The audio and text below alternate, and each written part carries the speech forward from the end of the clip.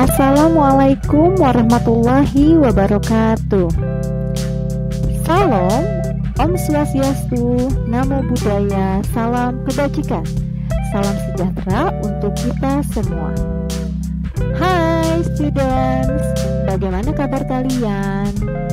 Semoga kita semua selalu sehat dan berada dalam lindungan Allah Subhanahu wa Ta'ala. Amin ya Robbal Alamin.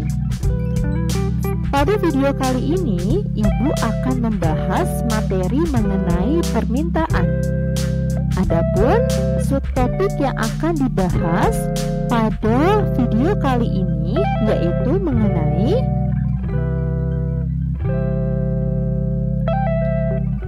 pengertian permintaan, jenis permintaan, hukum permintaan, dan faktor-faktor yang mempengaruhi permintaan. Baiklah, kita lanjut langsung ke pembahasan materi. Yang pertama, mengenai pengertian permintaan. Sebelum masuk ke dalam pengertiannya, coba kalian perhatikan gambar di samping ini. Nah, benar. Gambar ini terdapat penjual dan juga pembeli masker. Bisakah kalian gambarkan alasan pembeli membeli masker ini? Benar, tentu saja pembeli membeli masker ini karena membutuhkannya untuk bepergian keluar rumah ataupun untuk stay safe, menjaga kesehatan. Permintaan terhadap masker medis melonjak naik pada saat awal COVID-19. Sehingga bisa disimpulkan jumlah masker yang diminta oleh pembeli ini itulah yang disebut sebagai permintaan. Tapi kalian tahu nggak sih, manusia sebagai makhluk ekonomi atau yang disebut dengan homo economics ini selalu berusaha untuk memenuhi kebutuhan hidupnya dan mempertahankan kehidupannya. Salah satu caranya adalah dengan melakukan permintaan, baik terhadap barang ataupun jasa. Karena nantinya dalam proses ini kita akan dihadapkan pada permintaan, penawaran, harga, dan kuantitas suatu barang atau jasa. Dan tentunya semua itu saling mempengaruhi satu sama lain. Sehingga kita bisa simpulkan, permintaan merupakan sejumlah barang atau jasa yang diminta oleh konsumen pada berbagai tingkat harga dan waktu tertentu. Selanjutnya bisa kita lihat kolom ini terdapat harga masker dan juga jumlah pembelian per paknya. Mula-mula ketika harga masker Rp20.000, jumlah pembelian per paknya sebanyak 20. Dan ketika harganya naik menjadi Rp30.000, jumlah pembeliannya turun sebanyak 15 pak. Dan ketika harganya naik lagi sebesar Rp40.000, jumlah pembeliannya menjadi turun, yaitu sebanyak 10 pak.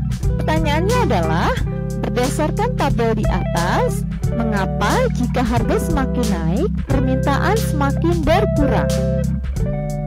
Benar. Jadi, ketika harga suatu barang atau jasa itu terus naik, konsumen akan merasa kesulitan untuk membeli barang tersebut. Sehingga daya beli konsumen terhadap suatu barang atau jasa tadi menjadi menurun dan mengakibatkan jumlah permintaannya menjadi berkurang. Kalian sudah bisa menyimpulkan ya, apa itu permintaan? Ibu akan lanjutkan ke pembahasan berikutnya. Mengenai faktor-faktor yang mempengaruhi permintaan. Yang pertama adalah harga barang itu sendiri. Maksudnya adalah ketika harga suatu barang atau jasa naik, maka daya beli konsumen terhadap barang atau jasa tadi menjadi menurun dan mengakibatkan permintaannya menjadi berkurang. Begitupun sebaliknya, ketika harganya turun, maka daya beli konsumen terhadap barang atau jasa tadi menjadi meningkat dan permintaannya akan bertambah. Selanjutnya, yang kedua mengenai harga barang lain yang terkait. Maksudnya adalah ketika harga suatu barang atau jasa naik, maka konsumen akan beralih kepada barang atau jasa yang memiliki fungsi dan manfaat yang sama, sehingga akan mempengaruhi jumlah permintaan terhadap barang atau jasa tadi. Contohnya adalah ketika harga masker medis naik, maka konsumen akan beralih kepada masker kain yang memiliki fungsi dan manfaat yang sama. Begitupun juga sebaliknya, tentunya akan mempengaruhi permintaan. Selanjutnya yang ketiga mengenai tingkat pendapatan. Tentunya tingkat pendapatan ini akan mempengaruhi permintaan, dikarenakan jika tingkat pendapatan konsumen atau masyarakat itu meningkat, maka daya beli terhadap suatu barang atau jasa akan meningkat dan menyebabkan permintaannya bertambah. Dan juga sebaliknya, ketika tingkat pendapatannya turun, mengakibatkan daya beli terhadap suatu barang atau jasa akan turun dan permintaannya juga akan berkurang. Selanjutnya yang keempat mengenai selera masyarakat. Ini tentunya juga mempengaruhi permintaan, karena kalau masyarakat mengemari terhadap suatu barang atau jasa tertentu, maka permintaannya akan bertambah terhadap barang atau jasa yang memang sedang digemari oleh masyarakat. Dan begitupun sebaliknya. Selanjutnya yang kelima yaitu jumlah penduduk. Ini tentunya juga akan mempengaruhi permintaan, dikarenakan jika jumlah penduduk itu banyak, maka kebutuhannya juga banyak, mengakibatkan daya beli terhadap barang atau jasa juga pasti banyak, dan permintaannya pasti meningkat atau bertambah. Begitupun juga sebaliknya, ketika jumlah penduduknya sedikit, mengakibatkan daya belinya juga sedikit, karena kebutuhan penduduknya juga kan sedikit, sehingga permintaannya juga sedikit. Kemudian, yang terakhir adalah prediksi konsumen tentang masa yang akan datang. Ini tentunya juga mempengaruhi permintaan, dikarenakan prediksi konsumen terhadap masa yang akan datang, contohnya barang atau jasa di masa yang akan datang ini akan diprediksikan naik harganya, sehingga konsumen sudah melakukan tindakan pencegahan dari sekarang, yaitu melakukan pembelian dari sekarang ketika prediksi suatu barang atau jasa tadi akan naik di masa yang akan datang. Nah, konsumen ini melakukan pembelian dan menimbun barang tadi, mengakibatkan permintaan terhadap suatu barang atau jasa tadi meningkat, yang menyebabkan jumlah permintaannya meningkat. Selanjutnya, pembahasannya mengenai jenis permintaan. Dan untuk jenis permintaan ini dikategorikan menjadi dua. Yang pertama adalah berdasarkan jumlah permintaannya, dan yang kedua berdasarkan daya belinya. Berdasarkan jumlah permintaan, jenis permintaan ini dibagi menjadi dua.